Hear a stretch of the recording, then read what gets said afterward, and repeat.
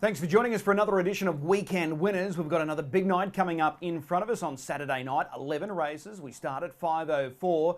The main event is race 6. That's the Flashing Red. But the highlight of the night, the following race, race number 7, the clash between Leap to Fame and Speak the Truth, the two-star 4-year-olds who are both aiming towards the upcoming rising sun. They're locking horns for the first time, so there's a lot to look forward to. And in this edition of Weekend Winners, we're going to catch up with some Sydney-siders, Robbie Morris and Rickie Alchin.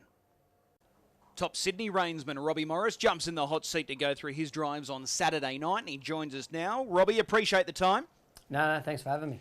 Fair Cruisin' Race 1 comes up with gate 4. Really good 3 starts ago. What have you made of the last 2 efforts? Yeah, he was probably a victim of circumstances his last start. He drew ordinary and they sort of just walked through the middle stages and ripped home in a sub-27 quarter. So probably forgive that run. I thought he was a little bit plain his middle start there. He did find the front over the 2100. Probably got a little softened up. He sort of every quarter was sort of in 28 and a piece, and probably just a bit tough for him sort of rolling along in them sectionals. But he was really good last week. I thought his sectionals from back in the field were super. So he's got a good spot on Saturday night, so hopefully we can take full advantage of it. Okay, so the initial sort of plan, are you looking for the lead again, or are you just a little mindful of what happened 2 starts ago? No, I'm happy to aim up early.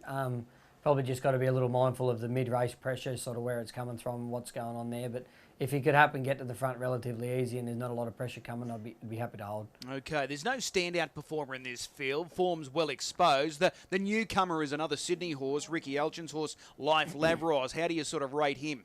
Yeah, look, Life Lavros is a handy enough horse. Rickie does a really good job with his team, and you know, probably they haven't really been 2 different grades in Sydney. He hasn't really mapped up against him, but on Fair Cruisin's best form, if he found the front, he should be hard to chase. Okay, race 2. Keen to get your thoughts here on Port Prince. He's a feature race winner taking the Renshaw Cup. That wasn't all that long ago. Finally comes up with a good draw. Can he put this field away?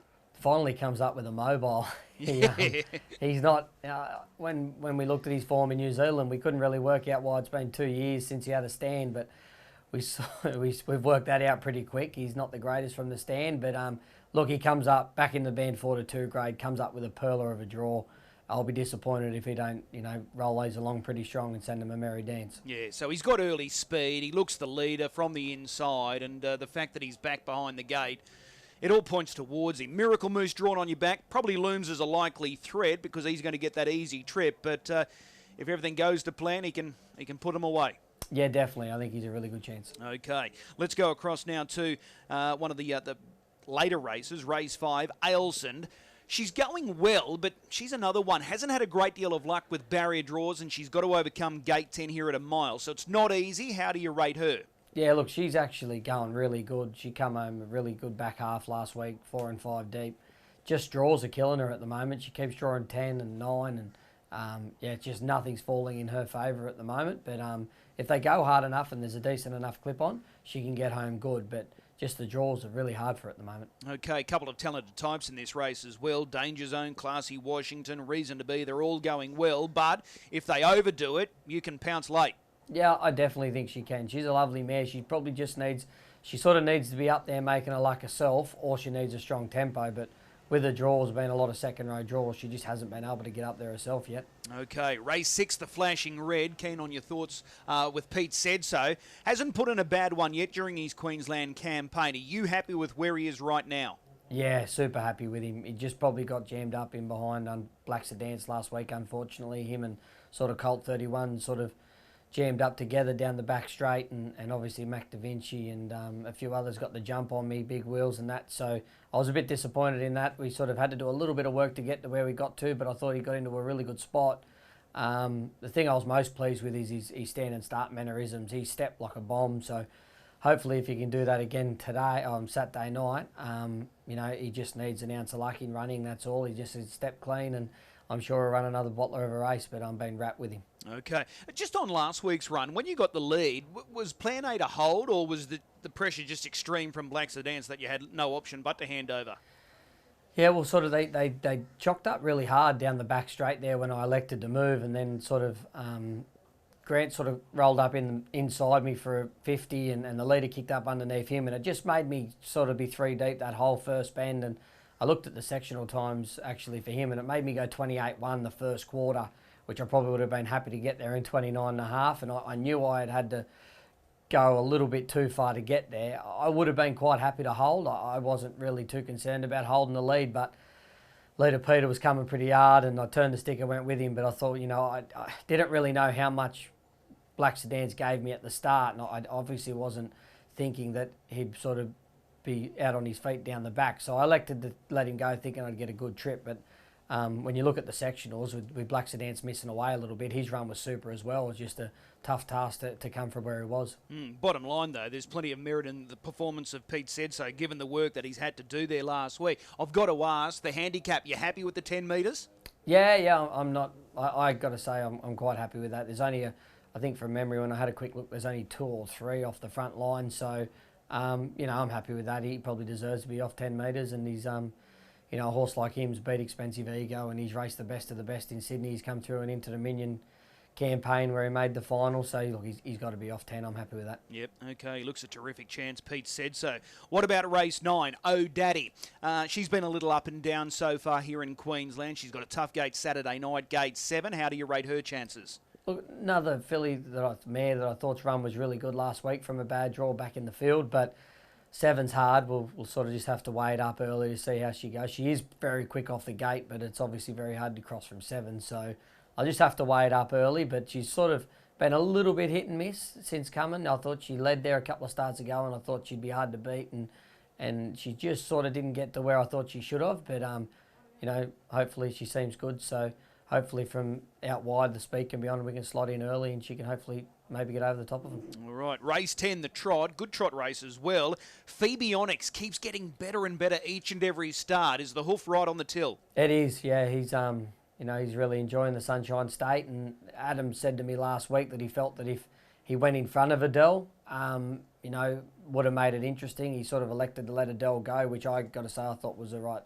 thing to do at the time, and follow Adele into it, but he probably it sort of got its momentum built up, and then he had to drag it back. But, if he steps clean and can find himself in a forward spot, he's going really good as well. Yeah, and that's good form, chasing Adele. Like, she clearly looks the benchmark trotter here right now in Queensland, so there's no disgrace running second behind that mare. No, for sure and certain. Yeah, okay. Escape the Pace. Can you tell us anything about this Sydney trotter?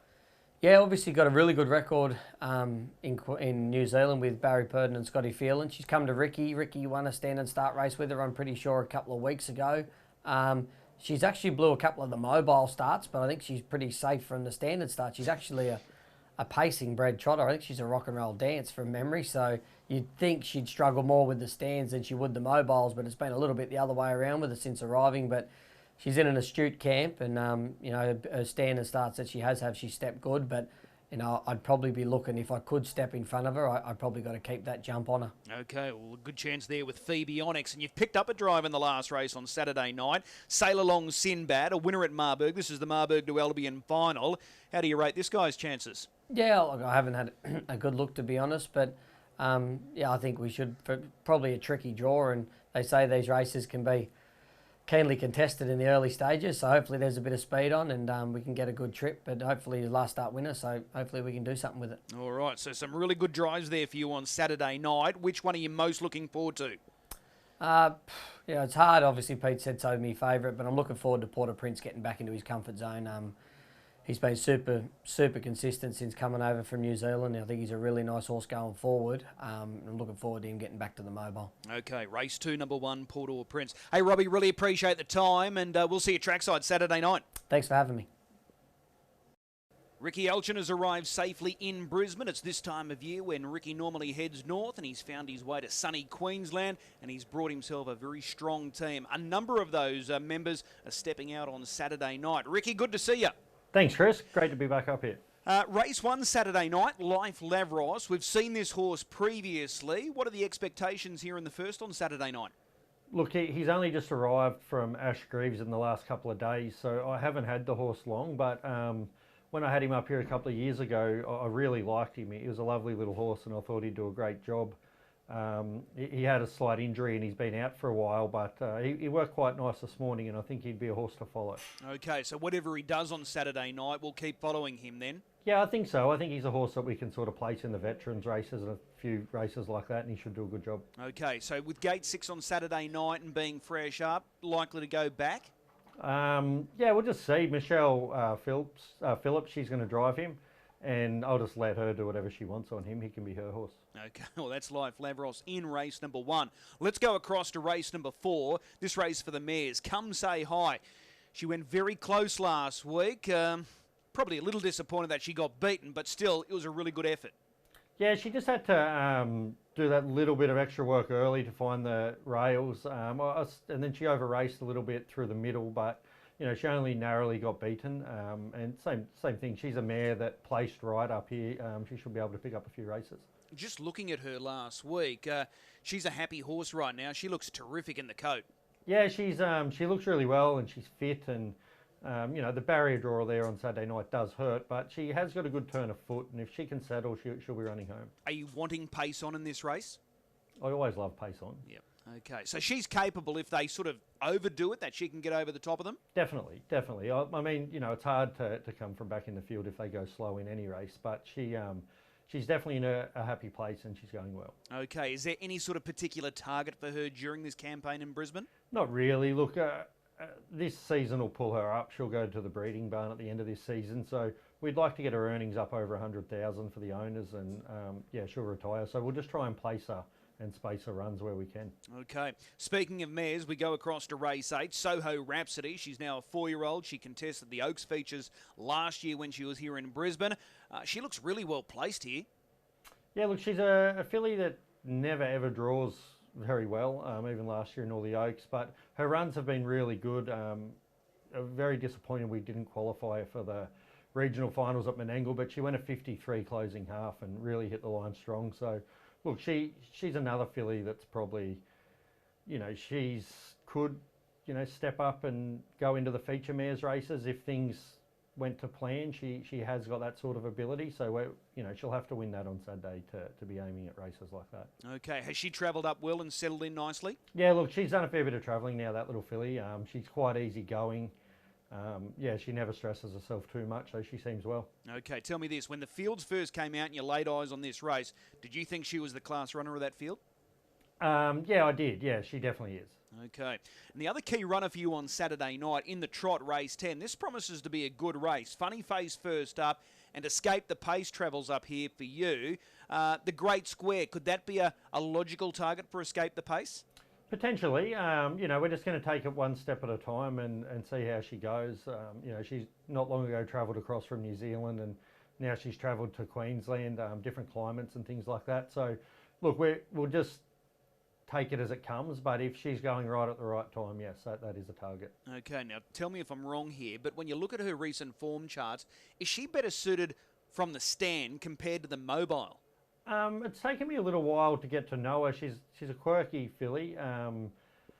The first night I had her, she was pretty hot, and then from the mobile, and then she stepped very well from the stand and never looked like getting beat at Menangle. So, I'd like to see her do that again on Saturday, and they'll definitely know she's there.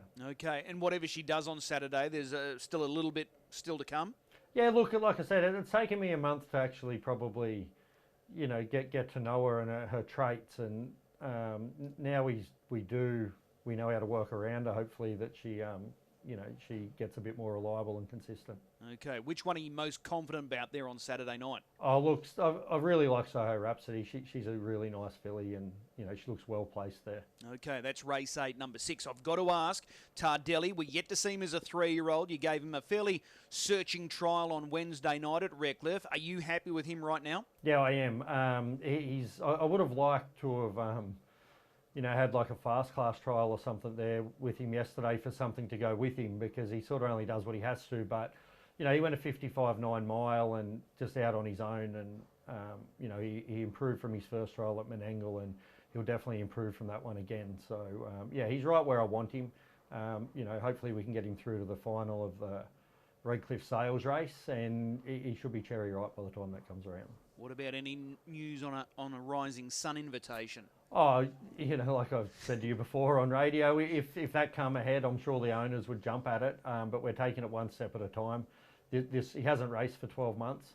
I'd love for him to get through this Redcliffe Race Series. You know, if he comes out and happens to win that and looks good, well, yeah, definitely we'll go to the Rising Sun. All right, great to see you here back in Queensland again. Hopefully good success for you over the next couple of months, and hopefully it starts Saturday night with Soho Rhapsody and Race 8. Rickie, great to see you. No worries. Thanks, Chris.